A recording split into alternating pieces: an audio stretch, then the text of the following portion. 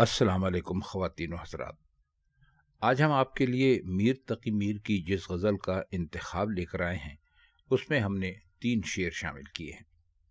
اس کا ایک شعر تو بہت مشہور ہے، وہ آگے چل کر آئے گا، ہم اس کا ذکر بھی کر دیں گے. اس کا پہلا شعر ہے: اس کا خیال چشم سے شب خواب لے گیا، قسمے کے عشق جی سے میرے تاب لے گیا.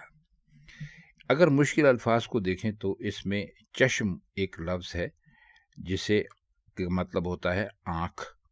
شب کہتے ہیں رات کو. خواب کے معنی آپ سب جانتے ہیں، ہم بہت مرتبہ بتلا چکے ہیں تو اب بتلانے کی ضرورت نہیں ہے. قسمے کا مطلب ہے قسم سے. جی کا مطلب ہے دل یا دماغ. تاب کا مطلب ہوتا ہے کسی بھی چیز کو کسی بھی حد تک برداشت کرنا. اس شعر میں اگر آپ کوئی مانوی خوبی تلاش کرتے ہیں تو وہ تو یہاں پر ہے نہیں، لیکن اس کے اندر جو خاص بات ہے وہ یہ ہے کہ اس کے دونوں مصرے ایک دوسرے میں اس طرح گتھے ہوئے ہیں کہ جو دوست نئے نئے جنہوں نے شاعری کرنا شروع کی ہے وہ اگر چاہیں تو اس سے کافی حد تک کام لے سکتے ہیں. اب یہ کام کیسے کرنا ہے یہ سب شاعر لوگ بہت اچھی طرح جانتے ہیں، تو ہمیں بتانے کی اس کی کوئی خاص ضرورت ہے نہیں. اور پہلے مصرے میں کسی ایک رات کی بات کی انہوں نے، کوئی خاص رات لگتا ہے تو شاید گزشتہ رات، گزشتہ شب جس کو کہتے ہیں، یا پچھلی رات. اور دوسرے مصرے میں اس جو ایک عام ذہنی کیفیت ہوتی ہے اس کے اظہار کے لیے استعمال کیا ہے. ذہنی کیفیت عاشق کی کیا ہو سکتی ہے؟ معشوق نہیں مل سکا، نیند اڑ گئی، ملاقات نہیں ہو رہی ہے، وغیرہ وغیرہ. تو پچھلی رات جو ان کی نیند گئی وہ معشوق کے خیالوں میں ڈوبے رہنے کی وجہ سے گئی. اب اس طرح پہلا مصرع تو یوں سمجھ لیجیے کہ ایک دلیل دی ہے، اور دوسرے مصرع دعویٰ بن گیا ہے کہ خیال اور خواب کی مناسبت ظاہر ہے. اور عشق اور تاب میں جو مناسبت ہے وہ مانوی ہے، یعنی اس سے مطلب نکلتے ہیں، کیونکہ عشق کے نتیجے میں انسان پیچ و تاب کھاتا ہے، مضطرب رہتا ہے، ایک جگہ نچلا ہو کر نہیں بیٹھتا، اور یا عشق میں گرمی ہوتی ہے. یہاں پر اگر تاب کو گرمی کے معنوں میں استعمال کریں تو شاید زیادہ مناسب ہوگا. ویسے تاب کے وہ معنی درست ہیں جو ہم نے آپ کو شروع میں بتائیں، لیکن یہاں پر میر نے جو اس کو استعمال کیا تاب کو، تو اس کو اگر آپ گرمی کے معنوں میں لیں گے تو یہ شعر بہت آسانی سے اور بہت جلدی سمجھ جائیں گے. اور دوسرے مصرے میں جو انہوں نے لفظ استعمال کیا ہے قسمیں، یہ آج کل بھی بہت استعمال ہونے لگا ہے. اس کا مطلب ہوتا ہے قسم سے، کیونکہ اس سے قسم کھانے والی کے جو جذبات ہیں ان میں کیا شدت ہے یہ ظاہر ہوتی ہے.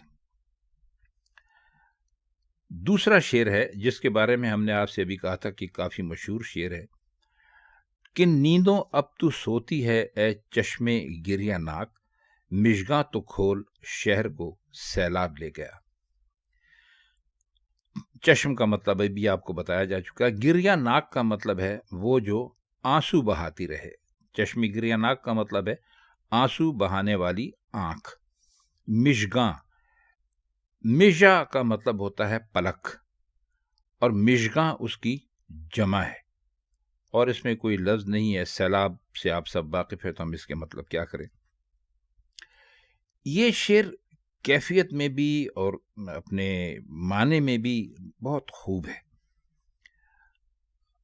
آپ کو ایک چلتے چلتے بتا دیں کہ اس شعر کی خوبصورتی کا اندازہ کرنے کے لیے رفیع سودا کا ایک شعر ہم آپ کو سنا دیتے ہیں کہ ڈروں ہوں بہ نہ جاوے شہر بند کرتار رونے کا، ڈروں ہوں بہ نہ جاوے شہر بند کرتار رونے کا، نظر آتا ہے پھر آنکھوں میں کچھ آثار رونے کا. اب ان کے جو دوسرا مصرع ہے اس میں جو کچھ بھی ہے وہ ایک طرح سے مبالغہ ہے، جھوٹ ہے، لیکن پہلے شعر میں ایک شگفتہ سی بات ہے: تار بند کر شہر کا بہہ جانا. لیکن میر کے دوسرے مصرے میں یہ دونوں چیزیں جو ہیں انہوں نے بہت ہی غیر معمولی کہہ لیجئے کہ ڈرامائیت پیدا کی ہے. یعنی سیلاب، آپ جانتے ہیں وہ اگر آپ ایسے لیں اس کو کہ خونخوار شیر کی طرح سامنے آتا ہے، بستی کے جانوروں یا بہتے آنسوؤں کو اٹھا لے جاتا ہے، یا پھر کوئی طوفان ہے جو اچانک آتا ہے، اچانک ختم ہو جاتا ہے اور پورا شہر اجڑ جاتا ہے.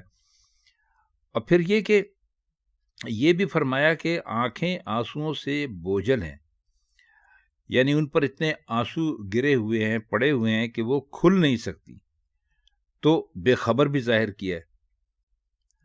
اب رونا بے چینی اور درد کا اظہار کرتا ہے، یہ آپ سب کو معلوم ہے، اور سونا جو ہے وہ امن اور سکون کی علامت ہے. لیکن یہاں رونے کی کثرت کے باعث آنکھوں کے کھل نہ سکنے اور اس طرح انہیں یہ معلوم نہ ہو سکنے کو کہ سیلاب گریہ سے کیا قیامت ٹوٹی ہے، تو اس کا مطلب ہے کہ بہت ہی بے خبری کی نیند ہے. اب یہ اشارہ بھی موجود ہے کہ ہمیں رونے پر اختیار نہیں ہے، ہمارے رونے کی وجہ سے شہر میں سیلاب آ جاتا ہے تو ہم مجبور ہیں بلکہ بے خبر ہیں. پھر یہ کہ آنسو روکنے کی اس میں تلقین بھی نہیں کی، ہدایت بھی نہیں کی کہ بھئی آپ آنسو روک لیجئے، آپ کے آنسوؤں سے شہر میں تباہی پھیل رہی ہے. صرف یہ کہا کہ پلکیں اٹھا کے دیکھو تو صحیح تمہارے رونے کی وجہ سے کیا مصیبت آئی ہے، اور یہ بھی اشارہ کیا کہ اگر اس طرح رونا دھونا تمہارا جاری رہا تو یہ جتنے شہر کے لوگ ہیں یہ سب بہہ جائیں گے، اور جو تمہیں تنگ کرتے ہیں اور ساتھ ہی تمہاری معشوق کا گھر بھی بہہ جائے گا، وہ ظاہر ہے اسی شہر میں. تو یہ باتیں لفظ شہر سے پیدا ہوئی کیونکہ یہ ظاہر ہے کہ اسی شہر میں عاشق بھی ہے اور معشوق بھی ہے، اور سارے شہر کا کاروبار چل رہا ہے. تو یہ شعر جو ہے اس کے اس معنی میں آپ کہہ سکتے ہیں کہ مانوی بھی ہے، اس کی کیفیت اور صوتی بھی ہے ایک طرح سے بہت ہی اچھی ہے. تو جو چشمے گریہ ناک کی انہوں نے جو ترکیب استعمال کی ہے، میر تقی میر نے، وہ اپنی جگہ بہت اعلیٰ ہے. لیکن ایک اور شاعر تھے میر حسن، اور انہوں نے بھی ایسا ہی ایک شعر کہا ہے کہ اس چشمے گریہ ناک نے عالم ڈبو دیا، جدھر گئی ادھر کو یہ طوفان لے گئی. تو یہ شعر ہم نے ایسے ہی آپ کو ایک حوالے کے طور پہ آپ کو بتا دیا. تو میر صاحب کا جو شعر ہے اس کو آپ ہر زمانے کے حالات کے اوپر دیکھیں تو منطبق کر سکتے ہیں، لگا سکتے ہیں. اب اس میں ظاہر ہے نظر تو یہ آ رہا ہے کہ بھئی آنکھیں جو ہیں وہ جب تک بند ہیں، ان کے اندر جب تک آنسو رکے ہوئے ہیں، شہر تباہی سے بچا ہوا ہے. لیکن پھر ساتھ میں یہ بھی ہے کہ اپنے آپ اپنی آنکھ سے کہتے ہیں کہ تو بھی اٹھ اور اس میں اپنا حصہ ڈال دے. پھر کہتے ہیں کہ تو ہوشیار رہے، اپنی آنکھیں تو کھول. تو اب بتانے کی کوشش یہ کر رہے ہیں کہ جو چشم گریہ ناک تھی وہ اس نے پہلے تو خوب تباہی مچائی اور اس کے بعد وہ سو گئی، یعنی عاشق کو تھوڑا سا سکون آ گیا. لیکن اسے یہ پتہ نہیں تھا کہ اس کے رونے کی وجہ سے شہر میں سیلاب آ گیا. تو آنکھ سے ہی مخاطب ہوتے ہیں، آنسو بہانے والی اپنی آنکھ سے، کہ بھئی تو اب کن نیندوں میں سو رہی ہے، تو ذرا اپنی پلکیں اٹھا کے ان کو ذرا دیکھ تو صحیح کہ تیرے رونے کا کیا اثر ہوا، تیرے رونے سے پورے کا پورا شہر بہہ گیا ہے. آخری شعر ہے، منہ کی جھلک سے یار کے بے ہوش ہو گئے، شب ہم کو میر پرتوے مہتاب لے گیا. اس میں کوئی بھی مشکل شعر نہیں ہے. پرتو کا مطلب ہوتا ہے سایہ، اور مہتاب کا مطلب ہوتا ہے چاند. کوئی خاص بات تو ہے نہیں، اس سے اعلیٰ شعر لوگ پہلے بھی کہتے رہے. مطلب کچھ ایسا ہو سکتا ہے کہ ممکن ہے معشوق کا منہ نہ دیکھا ہو، بلکہ چاند کو دیکھ لیا، اور چاند جو ہے وہ معشوق کے منہ کی طرف یعنی لگا ہو ان کو. یہ بھی ہو سکتا ہے کہ چاندنی رات میں روایت کہتے ہیں کہ بھی پریاں آسمان سے اترتی ہیں اور آدمیوں کو اپنے ساتھ لے جاتی ہیں. اس طرح کی باتیں قصہ کہانیوں میں تو آپ کو اکثر ملتی ہوں گی. اس لیے معشوق کے چہرے کی جھلک پر بے ہوش ہو جانے کو پرتوے مہتاب کے اثر سے ہوش و حواس کھو بیٹھنے سے تعبیر کرنا بھی ایک لطف رکھتا ہے. کہتے یہ ہیں کہ جب چاند گھٹتا اور بڑھتا ہے تو جو پاگل آدمی ہوتا ہے اس کے اوپر اس کا ویسی اثر ہوتا ہے، یعنی جب چاند گھٹتا ہے تو پاگل پن کم ہو جاتا ہے، اور چاند بڑھتا ہے تو وہ زیادہ ہو جاتا ہے۔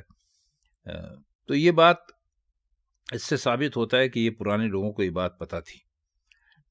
تو یہ اشارہ شعر میں موجود ہے، اور یہ بھی ہو سکتا ہے کہ میر صاحب نے اس سے پہلے کہ جو شعراء گزرے تھے ان کی جو شاعری ہے اس میں یہ بات پڑھی ہو کہیں پر ہو، لیکن بہرحال ان کا اپنا بھی ایک یعنی رباعی ہے، اس وقت ہمیں تو یاد نہیں ہے اس کے بہت سارے اشعار، لیکن کچھ اس میں یہ ہے کہ نظر آئی ایک شکل مہتاب میں، کمی آئی جس سے خور و خواب میں، مطلب یہ کچھ کہتے ہیں کہ میر صاحب کو چاند میں کوئی نظر آتا تھا، کوئی خوبصورت شکل نظر آتی تھی۔